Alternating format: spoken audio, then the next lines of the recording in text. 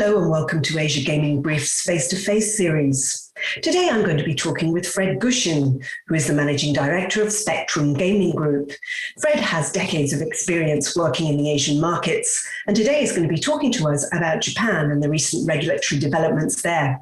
We'll also be talking about Macau and recovery from COVID and the future of the junket industry. Hi, Fred. Welcome, and thank you very much for joining us today. I wanted to start off this session by talking about Japan. I just wanted to get your impression of the regulatory process. I think it's fair to say that so far things have not really turned out as they had been expected to.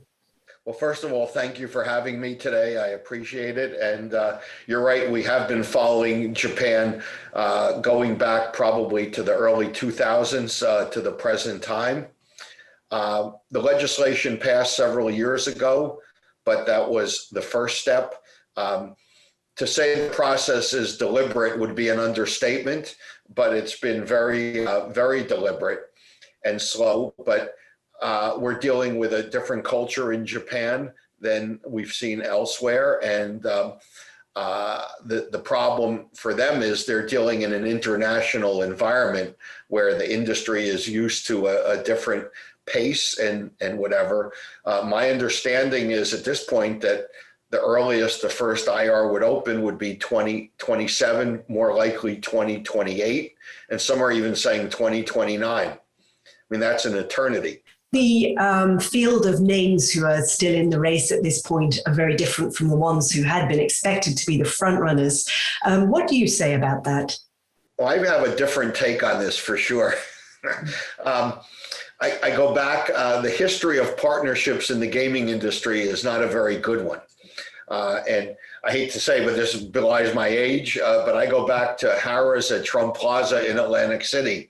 And that was a marriage that imploded even prior to the opening of the property and was ultimately ended in a divorce.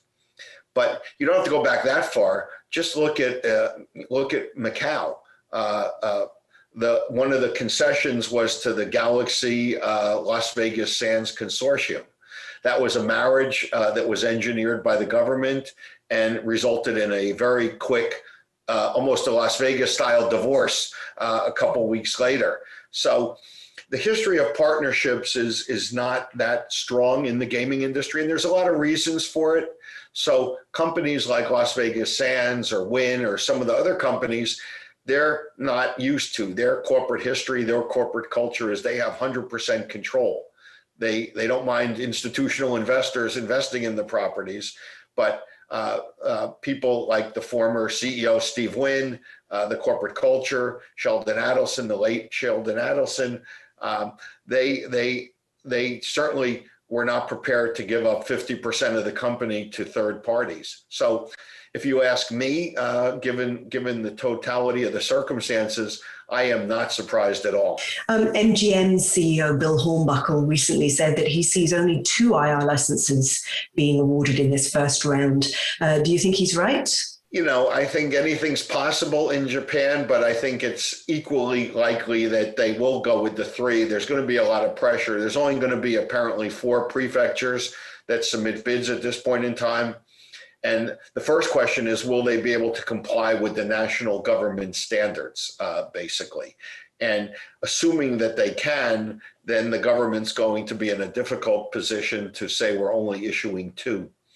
There's supposed to be a second wave of IRs at some point down the road. If the past is prologue, it's going to be way down the road. I think it's pretty fair to say that the regulation that has been put in place is perhaps not what the industry was actually looking for.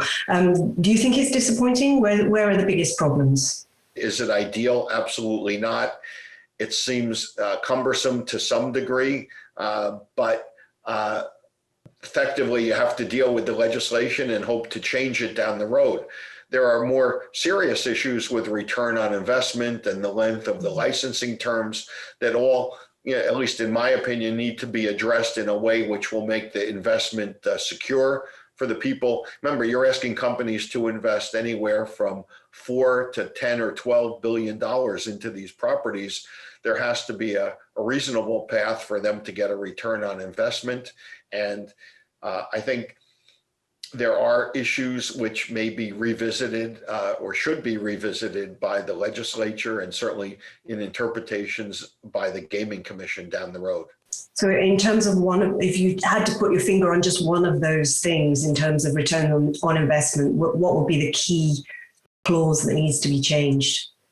Well, the renewal period may be too short. There needs to be a reasonable return on investment, and I'm not being critical of the prefectures per se, but giving the renewal to a political process without having a fair return on investment would be a red flag for many companies. The last thing they want to do is invest $10 billion and find out they're ensnarled in another political process. A different party takes over. They have different views. So there has to be some certainty, at least in the early years, to establish the record of the industry in a very positive sense, which I think it will ultimately be very successful in terms of the gross gaming revenue, in terms of public acceptance, which has not been there in Japan.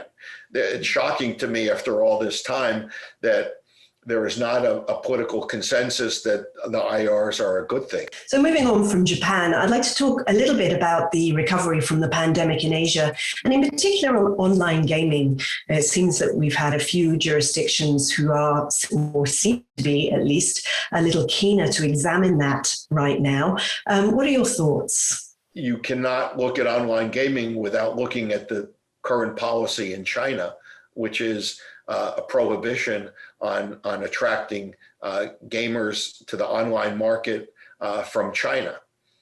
And that seems to be increasingly enforced throughout Asia and other parts of the world. So I think online gaming, geographically constrained, is clearly legal, but online gaming, which is approaching markets that are illegal, especially China, are going to face headwinds in the future, as we've seen in the Philippines and Cambodia and some of the other jurisdictions. Well, we've seen a very big recovery in the US as that's opened up. Macau, unfortunately, is still struggling to get anywhere near its pre-pandemic levels. How do you see the longer-term future in Macau? Well, long term, I think positive. I think you have to look at the long term, not just from the COVID perspective, but the crackdown on corruption that started in 2013 in China, which has accelerated. Some of the, China, rightfully so, no government would tolerate this huge underground economy going on. So I think they've taken steps to try and get better control over it.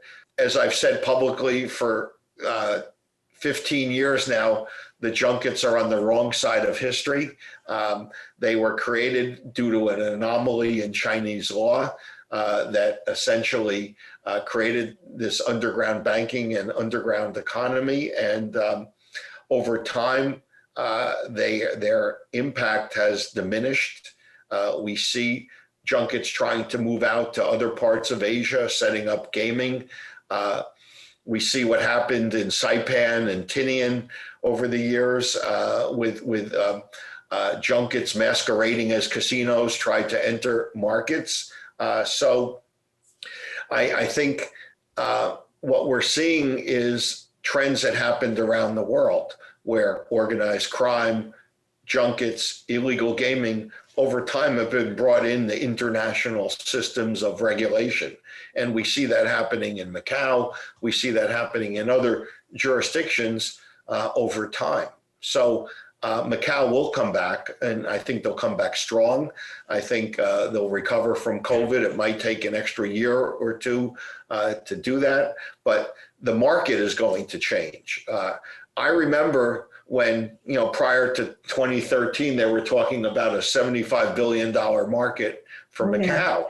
And junkets were going to be at least 60% of that. Times have changed, and there's going to have to be a lot more marketing efforts for the mass market, the destination market. It's a lot harder to market than to just rely on third-party junkets to bring people in. But that business model is not sustainable at this point in time over an extended period of time. So I think I'm positive on Macau. I'm positive in other parts of Asia, but it's going to be require a much more sophisticated marketing effort.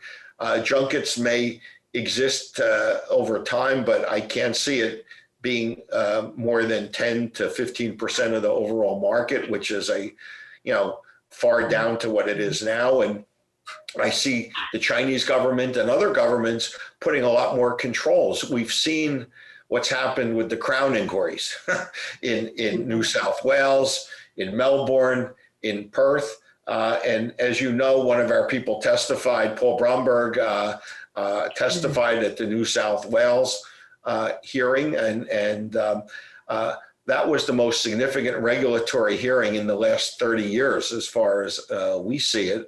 And it just shows that even casinos outside of Macau were adopting a lot of these traits and tendencies to cater to VIP play. And governments have said collectively and individually that that's not going to be tolerated. And there are consequences to that. There has been a rise in visitation in Macau, given the Macau government's marketing efforts and promotions on the parts of the operators. But it doesn't seem like those hardcore gamblers are really coming back at the moment. These visitors coming to Macau are not the big gambling spenders. Why do you think this may be? And do you think this is a trend that's here to stay? I just think there's right now travel is difficult. Getting from point A to point B is difficult. I've been looking at the COVID notifications on the State Department and other websites, and as soon as people like me and gamblers will go back, but it has to be at least not as burdensome as it is right now. Thank you for joining us on Face to Face this week. That was Fredric Gushin, Managing Director of Spectrum Gaming Group. Please join us every Friday for our series of interviews with Asia's thought leaders and corporate executives in the gaming industry.